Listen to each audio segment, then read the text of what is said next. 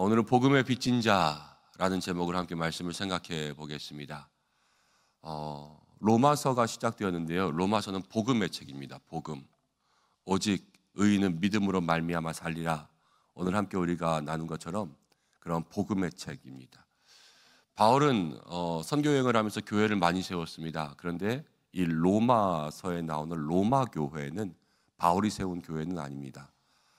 바울이 세우기 전에 교회가 있었어요. 그런데 많은 핍박받은 유대인 그리스도인들이죠. 유대인 그리스도인들이 로마까지도 가서 살았습니다. 그러면서 교회가 세워졌고요. 그 가운데 이방인의 열매도 맺어서 처음에 교회에는 유대교 그리스도인들과 또 로마 사람들이 함께 섞여 있었습니다. 그런데 어떤 일이 있어서 클라우디우스 황제 때에 로마에 있는 유대인들을 다 추방해 버렸습니다. 그러니까 이제는 로마에 이 히브리 사람들, 유대인들이 하나도 없어지고요. 로마 교회는 로마 사람들만 있는 교회가 됐어요. 그리고 나서 얼마가 지난 이후에 이제 클라우디우스 황제가 죽고 유대교 그리스도인들이 다시 로마에 가서 살 수 있게 됐죠. 가서 봤더니요, 교회가 영 다른 교회가 되어 있는 거예요. 맨 처음에 복음을 전해준 사람들이 있었는데 그들이 다 나왔잖아요. 그리고 로마 사람들, 전에 들은 사람들만 살다가 보니까 이 복음을 누가 가르쳐주는 사람도 없었고 또 원조들은 다 빠져 있으니까 이제 그 다음에 있는 사람들이 다른 복음들을 생각하게 된 거죠. 그 바울이 그걸 들었어요. 그리고 난 다음에 이 로마 교회를 가고자, 오늘 말씀에도 나오는데 가고자 했었어요. 왜냐하면 복음을 그들에게 알려주기 위해서, 제대로 된 복음. 그런데 가지는 못하고 지금 먼저 로마 교회에 편지를 써서 준 것이 로마서예요. 복음의 진수가 담겨 있죠. 이게 복음이다. 근데 바울이 이 복음을 준 것은 무엇이냐면, 먼저는요, 변해 있을 때, 달라졌을 때, 우리의 신앙도 그래요. 신앙이 변했을 때, 신앙이 달라졌을 때, 그것의 치료제는 복음밖에 없어요. 이 복음이라는 게 뭐예요? 예수님이잖아요. 오늘 찬송한 것처럼 주 예수님보다 더 귀한 거 없다. 이 마음이 이 속에 들어오면요, 거기서부터 신앙이 치료돼요. 우리의 모든 믿음이 치료된단 말이에요. 식어지는 신앙도요, 치료돼요. 변해버린 신앙도요, 치료돼요. 우리가 신앙생활하면서 어떤 분들은 믿음에 파선해서 교회 나오다가 안 나오는 분들도 있어요. 근데 그거 다른 사람이 치료 못해요. 예수님이 치료하셔야 돼요. 그 마음 가운데. 근데 예수님이 어떻게 치료하냐? 이제 오늘 말씀 가운데도 그게 나오는데요. 예수님이 바울을 부르셨어요. 그래서 이방인의 사도가 되게 부르셨어요. 근데 어제 말씀의 1절 가운데 보면 바울은 이렇게 이야기해요. 예수 그리스도의 종, 그러죠. 종. 예수 그리스도의 종. 여러분, 우리나라의 종과 또 로마의 종은 달라요. 그 당시 사람들이 이해하는 단어 아닐 거예요. 그렇죠? 우리나라에는요, 예전에 가정들마다 그래도 집안의 가사일들을 도와주는 그런 분들이 있었어요. 그리고 조선시대 이런 때도 노비가 있었잖아요. 그렇죠? 근데 우리나라 노비들은요, 조금 더 올라와서 현대적으로 볼게요. 집에서 가사일을 도와주는 그런 분들을 자녀들이 뭐라고 불렀냐면 이모라고 불렀어요. 이모 밥 주세요. 아니면 식모, 그렇죠? 그렇게 불렀어요. 이 이모와 식모가 우리가 알고 있는 종의 개념인데요. 로마 사람들이 알고 있는 종의 개념은요, 그런 달라요. 종을 사면 종을 살 때 시장에 가서요, 엉덩이 보고요, 다리 보고요, 배 보고요, 이빨 보고요, 다 들춰봐요. 그거 뭐 살 때 하는 거예요? 짐승 살 때 하는 거잖아요. 그렇죠? 강아지 살 때도 꼬리 들춰보고, 얘가 똥은 잘 싸나 그러고, 이빨 들춰보고, 병은 없나 보고, 귀 보고, 눈 보고, 그러고 사는 것처럼 그렇게 하고요, 병 들면 내다 버려요. 그리고 귀에다가 이렇게 구멍 뚫어가지고 여기다가 주인의 이름을 달아놓는 거예요.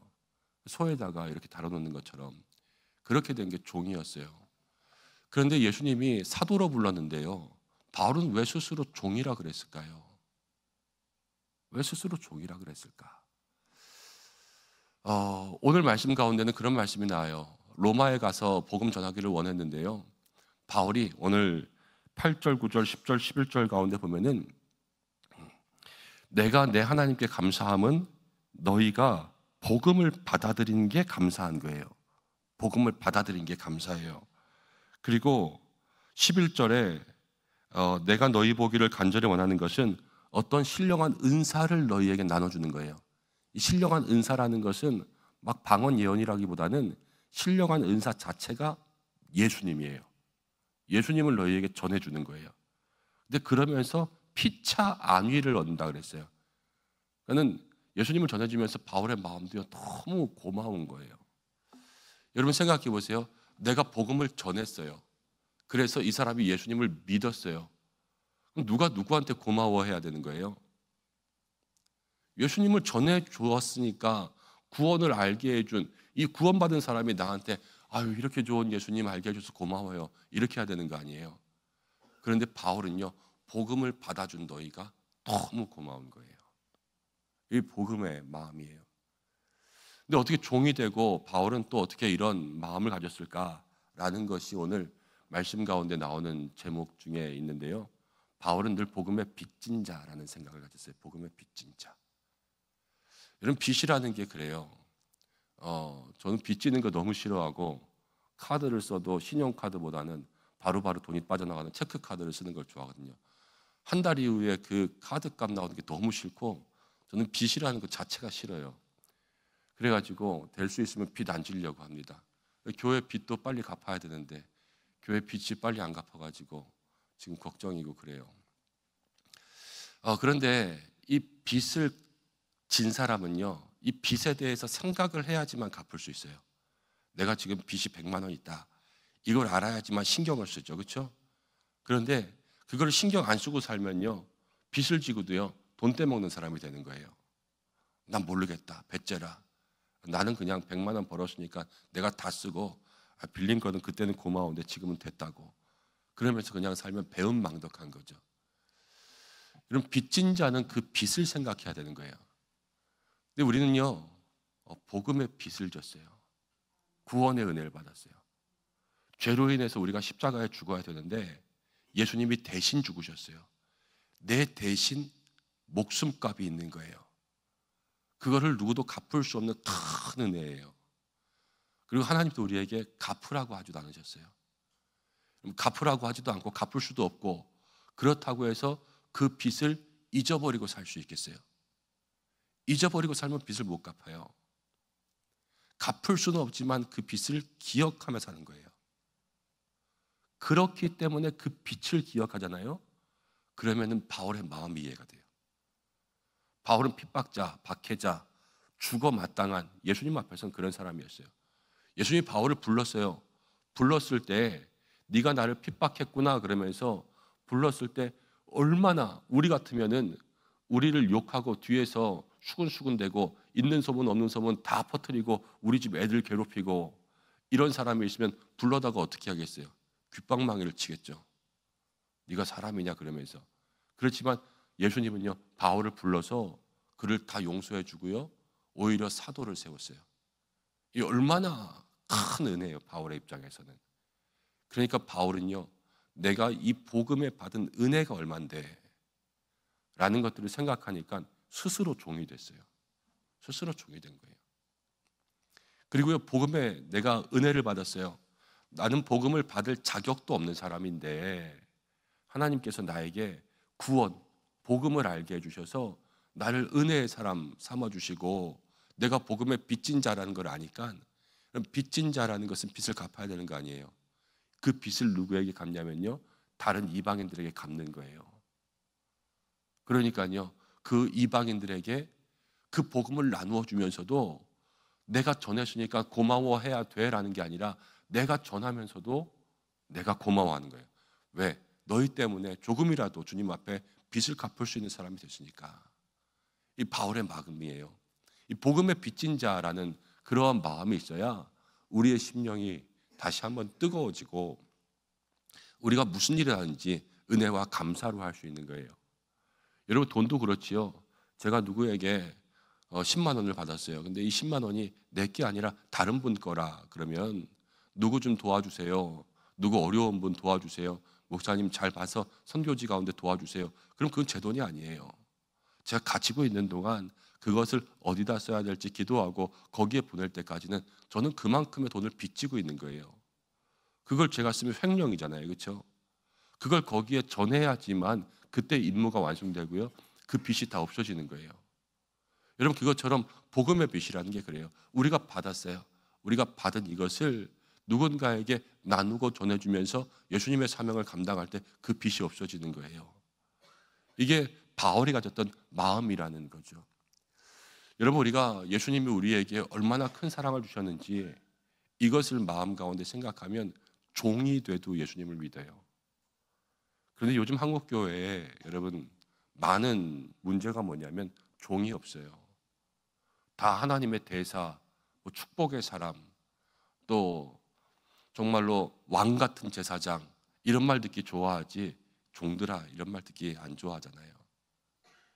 그리고 종이 되면요 주인을 보면서 살아요. 그래서 예수님만 보는 거예요. 예수님으로 말미암아 바울은 핍박받아도 변하지 않았어요. 그렇죠? 이 예수님 만난 사람의 모습이에요. 그렇지만 여러분들은 교회에서 핍박당하면 어떻게 돼요? 교회 안 나오잖아요. 핍박받으면 교회 안 나오고요. 다툼이 있으면 교회 안 나오고요. 사람들이 힘들게 하고 어렵게 하면 교회 안 나와요. 이게 복음의 빚진 자의 마음을 다 잃어버리는 거예요. 복음의 빚진 자는요. 오직 예수님께만 모든 환난과 고난이 있어도 그 복음의 빚을 갚기 위해서 그렇게 살아가는 사람이 되는 겁니다. 여러분, 바울은 이 복음을 마음 가운데 얻고요. 나는 예수님의 종이 됐어요. 그러면서 로마서를 통하여서 우리에게 이야기하는 것은 무엇이냐면 로마 교회도요. 그렇게 사는 게 아니라 복음의 종, 오직 믿음으로 말미암아 하나님의 자녀로 살라고 복음을 얘기해 주는 거고요. 2000년이 지난 우리 애들에게도 똑같은 얘기하는 거예요. 나처럼 너희도 되기를 원하노라.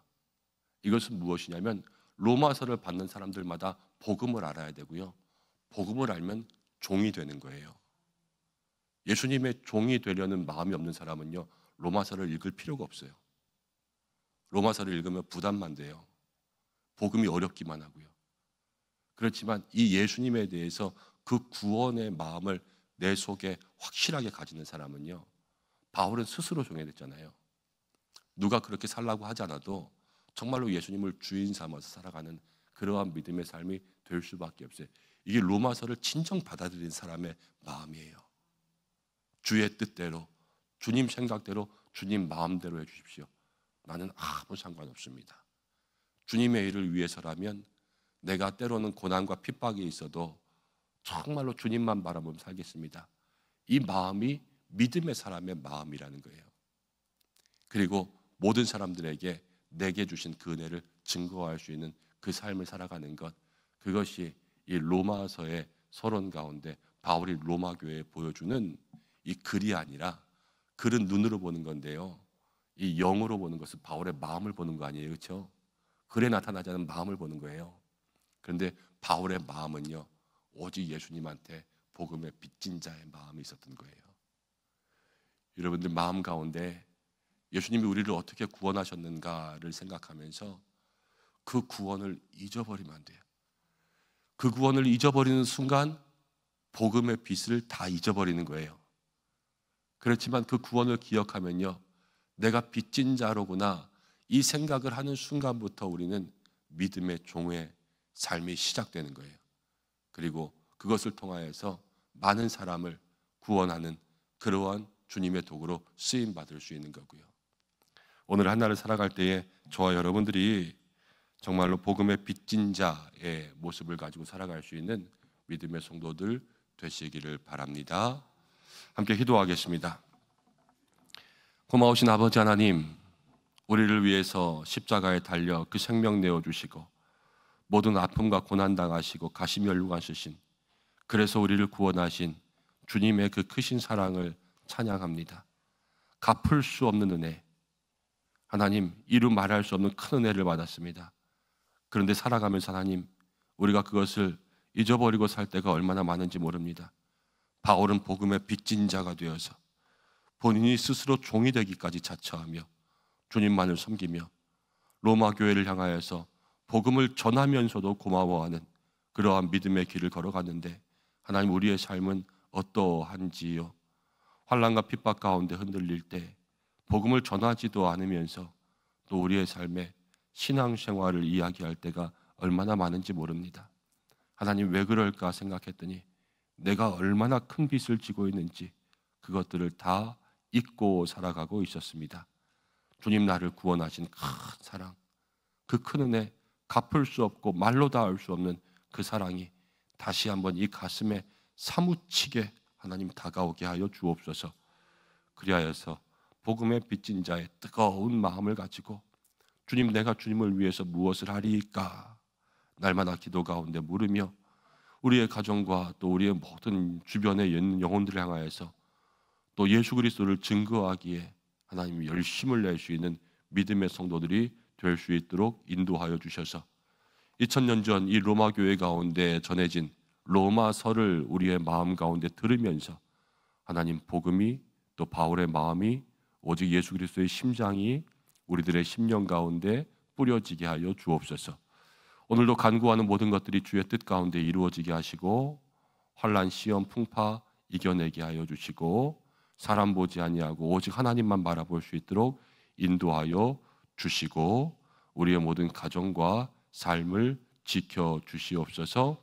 기도하는 모든 것들 주의 뜻 가운데 이루어지게 예비한 응답 얻어갈 수 있도록 인도하여 주시고 오늘도 성령으로 살고 성령으로 행하는 삶이 될 수 있도록 인도하여 주옵소서. 교회를 지켜주시기를 간절히 소망하고 환우들과 입시생들 날마다 주여 기도하는 가운데 있습니다. 주여 은혜를 더하여 주옵소서. 예수님의 이름으로 기도드립니다. 아멘.